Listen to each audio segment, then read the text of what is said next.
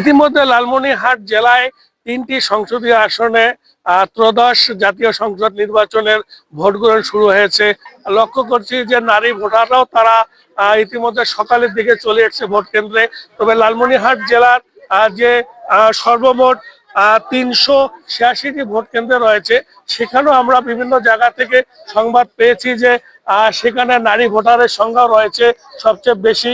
তবে যেহেতু নারী ভোটাররা বিভিন্ন প্রকারের তারা কাজকর্ম শেষ করে তারা যেহেতু ভোট কেন্দ্রে যেহেতু তারা ভোট দিতে আসবে, এই কারণে তারা মানে প্রথমের দিকে তারা ভোট দিয়ে যাচ্ছে। তবে পুরুষ ভোটারের থেকে নারী ভোটারের সংখ্যা বেশি লালমনিরহাট জেলার যে ভোট কেন্দ্রগুলোতে।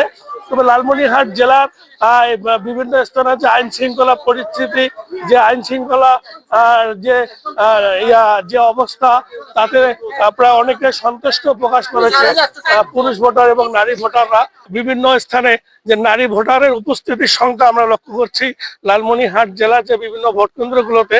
তবে আমি এখন যেখানে অবস্থান করছি সাতনা সরকারি প্রাথমিক বিদ্যালয়, এই সাতনা সরকারি প্রাথমিক বিদ্যালয় ভোট কেন্দ্রে এখানে যে ভোটার রয়েছে তারা প্রায় স্বতঃস্ফূর্ত ভাবে এবং নিরাপদে তারা ভোট দিতে আসছে।